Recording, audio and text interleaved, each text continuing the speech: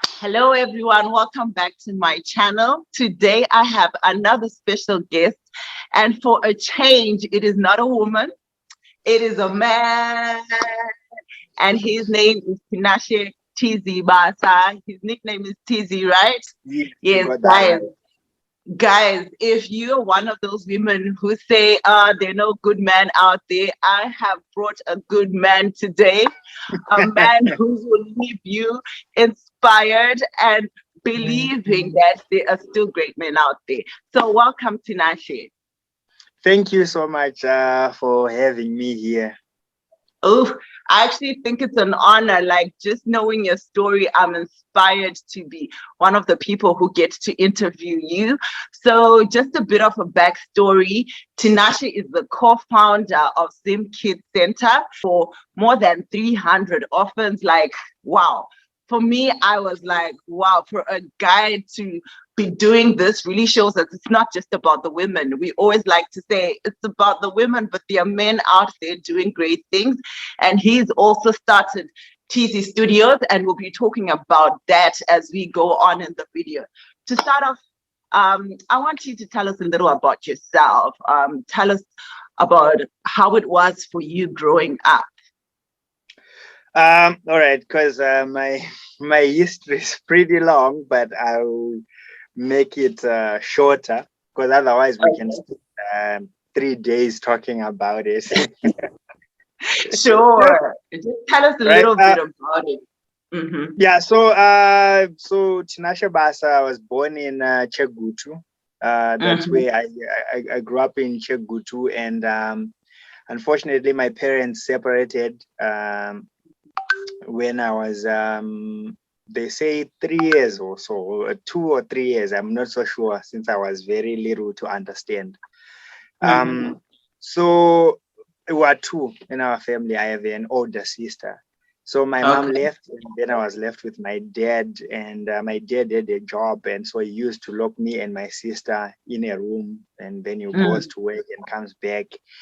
Then from there, I went to stay with my mom. Came to pick us up, and she went to leave us in Bindura, where we stayed with our grandmother. And at that point, she had other grandchildren to look after, so she couldn't look after us. So we were moved to live with another relative, which I heard that she put poison in our food so that we could You're die. joking. How old were you then? I think by then I was 5. Oh my gosh, yeah. And So how was then that? Mm-hmm. so what had actually happened, I heard that the food that we were given were little. So my sister let me eat first, since she was older than me. And then I happened to eat everything, and then Uh-huh. fell sick and rescued by someone who was passing by. Wow. Um, so from there, I wasn't well fed, so I had kwashioka. Mm-hmm. And then so I was sent back to my father, where I recovered from there. And that's when I discovered that I had another mother, like my stepmother. Okay. So that's where life began. Okay. Yeah. And I want to know the part that how did you survive going to school and working, having to go work and still study and do everything? Tell us a little bit about that. Right.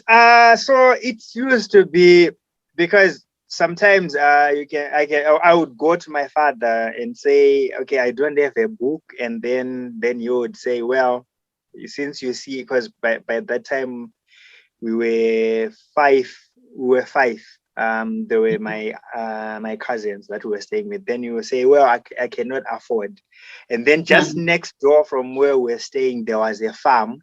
So we mhm, would go there weekends, and to pick cotton or to harvest beans.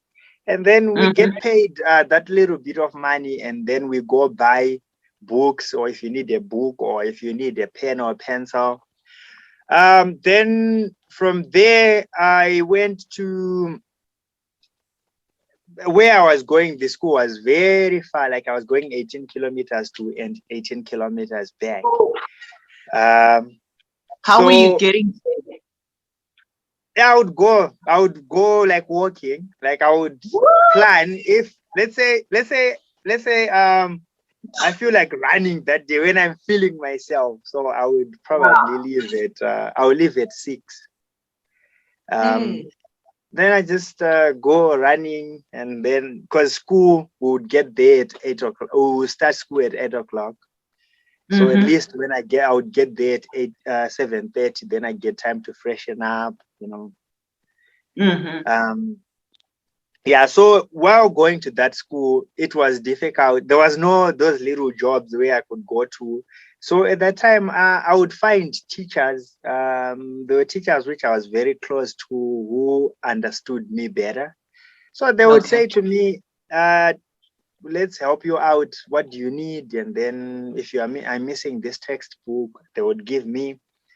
And then I was dropped out of school when I was in Form 3. Um, Mm-hmm. then from there, life changed Mm-hmm. because I went to look for my mother who was living in Bindura. Okay. When I found her, I thought she was gonna help me finish up my O levels because I just wanted to finish my Form 4. Then I figure out what I wanted to do with life. Mm-hmm. Then she got me a job there because that's the only help she could give. So I was working at a tobacco field where Mm-hmm. we're spraying pesticides, harvesting, as well as weeding. So Mm-hmm. all that I was doing, trying to raise money so that I could go back to school. But well, Okay. it didn't go well because my mom wasn't working, and I had a half sister and 3 other kids that we were staying with from my aunt who was Okay. disabled. Mm-hmm. So all the money went to the food. So then I couldn't go to school, and I stayed for that year. And then my sister came to pick me up. My Mm-hmm. sister was married here in Blawayo. So Okay. she said, I come stay with me. At that time, she had one child. And so she sent me to school. But the following year, things started going bad again. Her husband lost a job. And so Thank things got, you. got terrible. And then those were the days where I went back again to working, where I could, it's either I could go to a flea market and sell. There was a guy that I was friends with. He was selling plates. So I would go and work for him there and raise enough money to buy what I needed for school. Sometimes I would miss classes. At one point, that guy went broke, and then Mm-hmm. I went to work with builders where we're digging foundations. Yeah, so I would see that 2 days I would miss school because I needed the money. Mm-hmm. But unfortunately, I didn't finish as well because everything Too much is was just going too on. much. Yeah, I Yeah. would want to know something though. What kept you going mentally? Because that must have been hard. Where you're saying there were ups and downs, there were times you think, okay, things are getting better, and then you're right back where you started. What kept you going in those hard times? Um. So I wanted to be somebody in life. I wanted to Mhm. make a change. And the way that I grew up, I wanted to be the person that I wished my parents were. So I was like, okay, I am going to make the difference, and I want to help out.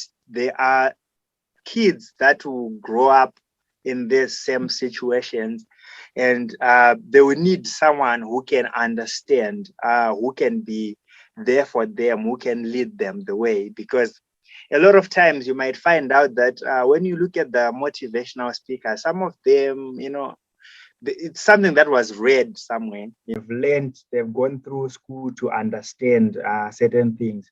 So as for me, like what I have gone through, I felt like, okay, this is something that I can share with someone and can motivate them to say, okay, you are going through a bad time right now, but there's this, there's light at the end of the tunnel. After like times where, you know, like I had slept without eating.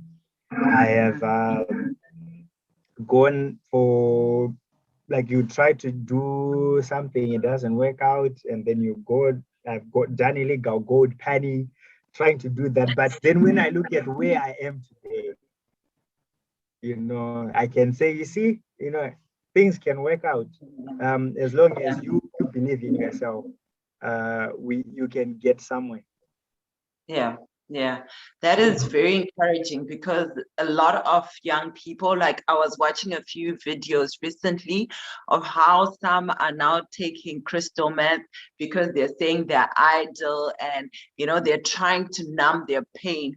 But you made Mhm. sure that that didn't stop you from being great. You tried to do whatever you could to actually make a difference. And I want to start helping young people when you could easily have said, now I've got the money, let me enjoy and buy myself everything my heart ever desired. So what made you decide to say, you know what, I also want to make that difference for other young people? So funny enough, so what happened first was the orphan center started first, because what always matters to me is, I care about being happy. I Mhm. care about being loyal to people, being honest, and money is not like on the top of my list, I like because I that. always know that when you enjoy what you are doing, you Mm, know, money will come. mm, So when the orphanage, how it started, was when I realized that, okay, because all I wanted to do was I wanted to go to school. I learn, then, you know, I study, pass, and then I get my degree, and then I work with people. So all I knew at that point was I wanted to work with people. But what age, what kind of people, I didn't have a clue until when I went to this organization, which was in the other side of town. It's called mhm. Zara Center. So I went there. A friend of mine was working there, and he was the landlord to my sister. So I got Okay. there.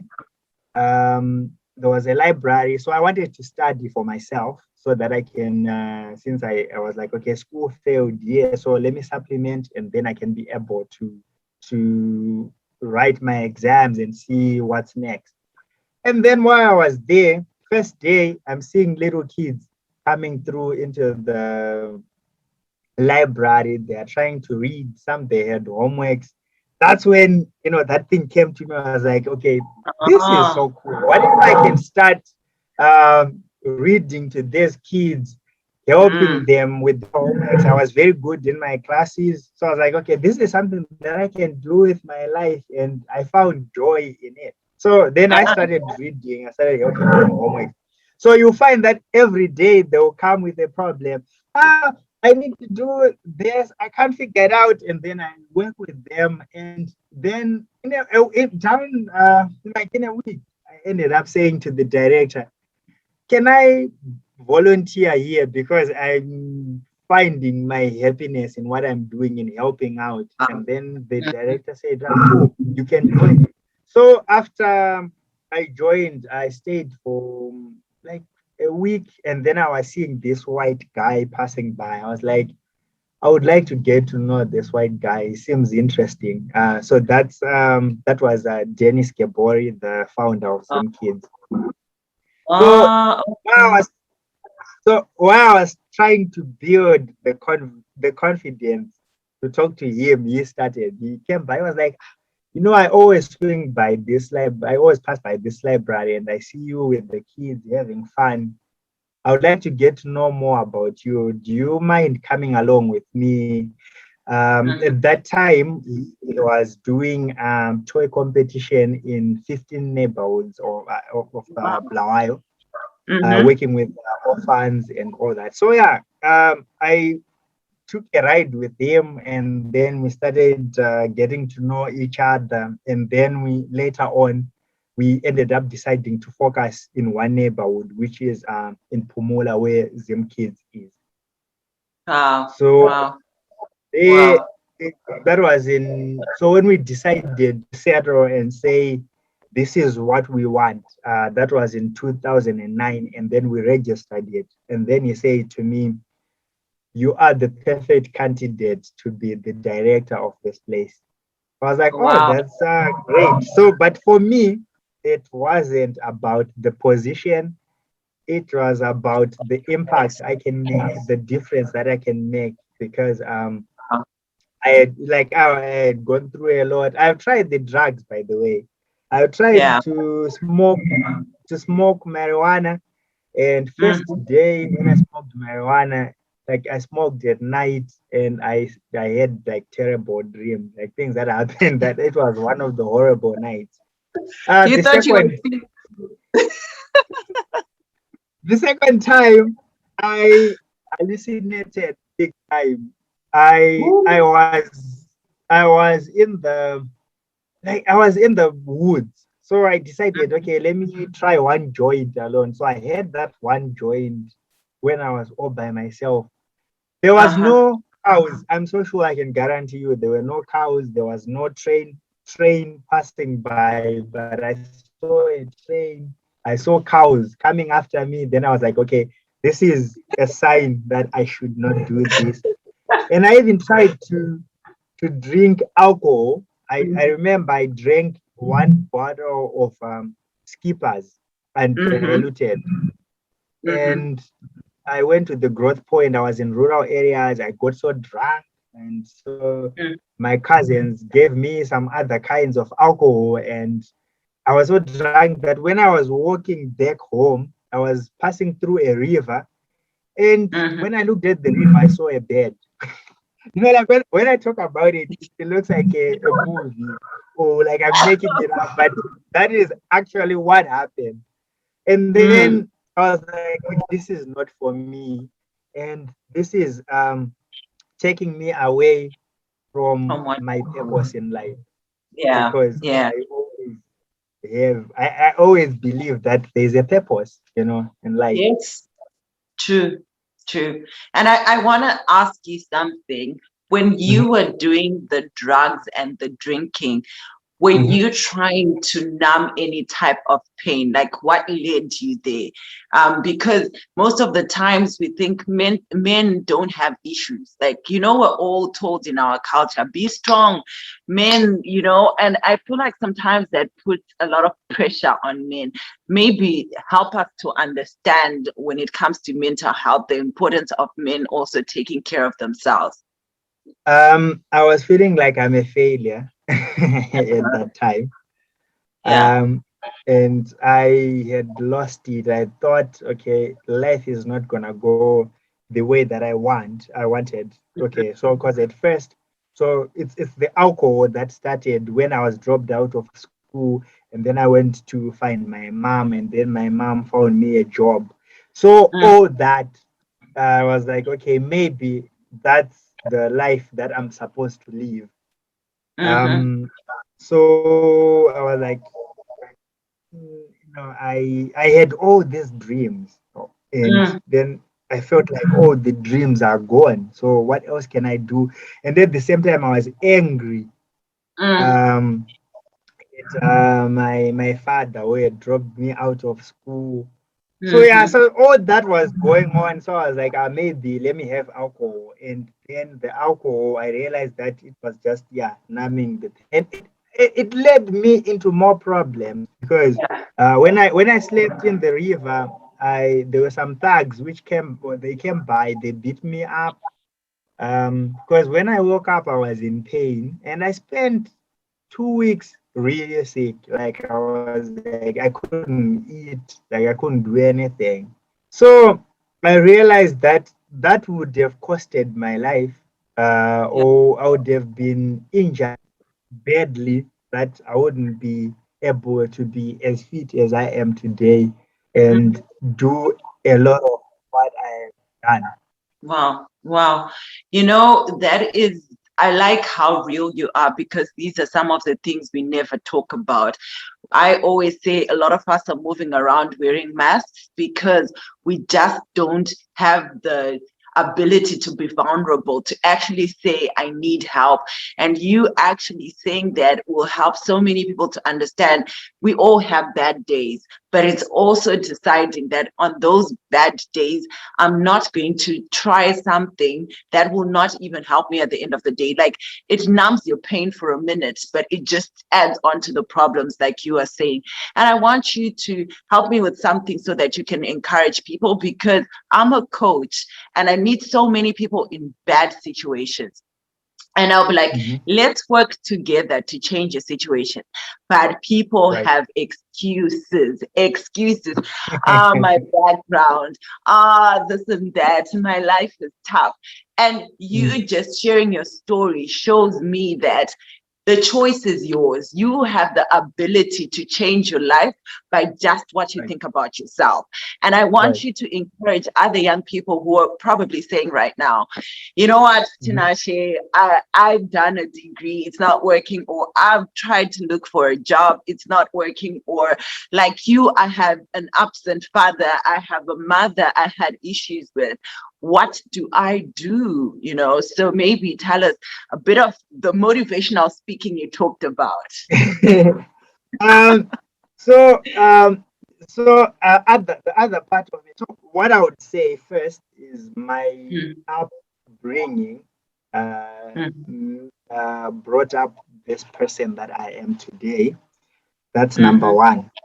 And number two is I know that sometimes we feel alone in this world and think there's nobody who care, but there's always one person. Be it might be not your relative. So in my case, Dennis Gebori, like, is like my pillar of strength, is more of my mentor when it comes to life.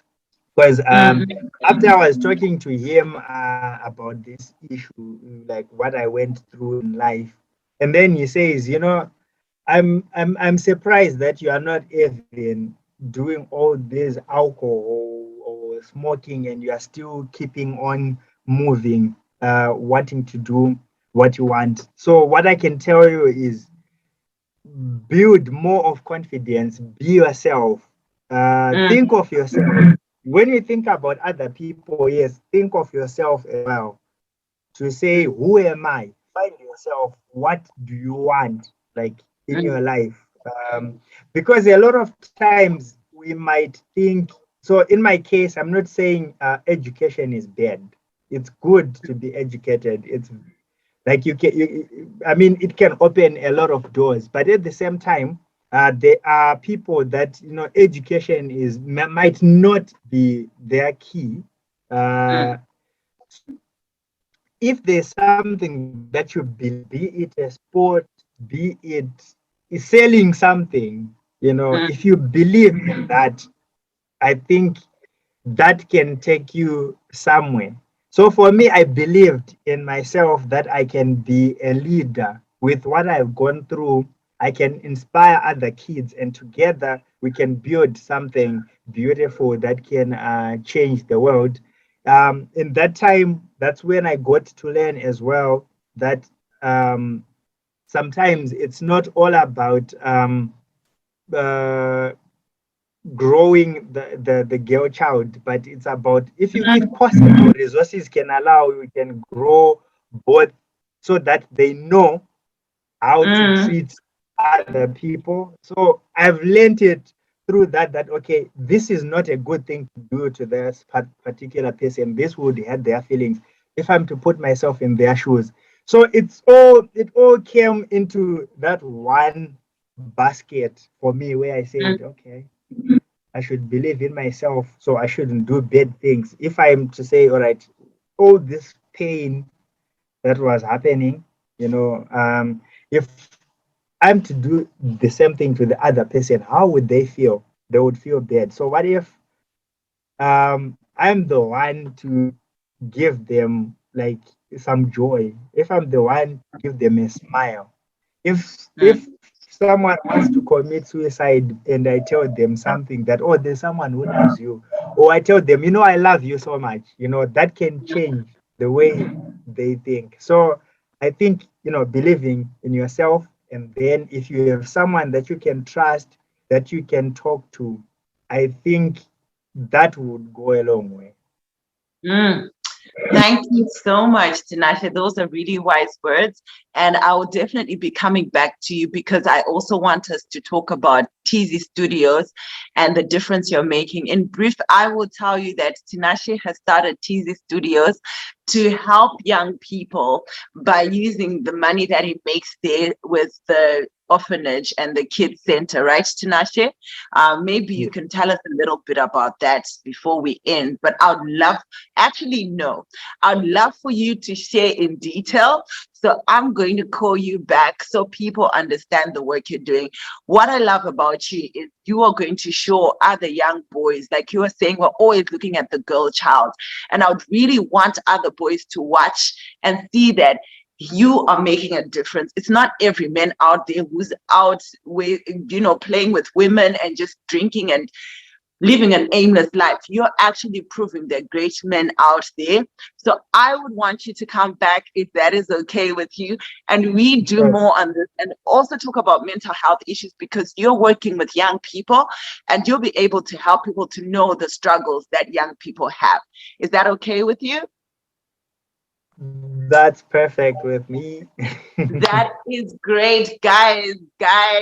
Tinashe, you've been amazing. And guys, you need to check out his work. I will put his links below in case you want to get in touch and actually help with some of the work that he is doing or get to know him personally and ask him more questions. He's always open to helping people. He's in Bulawayo right now and he is willing to help in any way possible. So thank you so much, Tinashe. Do you have any final words before we close? First of all, thank you so much for the great work that you are doing. We need people like you in the world, because if we look at, we have a lot of depressing things happening. But if we can find people like you who can make someone smile, we can make somebody's day, we can motivate someone. This is great. This is amazing. Thank you so much. And I would like to tell everyone who is out there, who is struggling right now, that there's always light at the end of the tunnel. Because God didn't create us, didn't put us here to struggle. So we just need to find ourselves. We just need to find what we're good at, and then we can make it. Yes, I love that. I love your closing remarks. Like God put us all here with a purpose. Yes, Yeah. I wish he knew how passionate I am about talking about identity and purpose. Like I love that you even ended with that. We need to find our purpose. Fulfillment comes from serving more than money. Fulfillment and the money will come after, serve each other. Like, if God loved us first before we loved him, we need to show love to other people because they need it. Thank you so much, Tinashe, and thank you everyone for watching. Bye.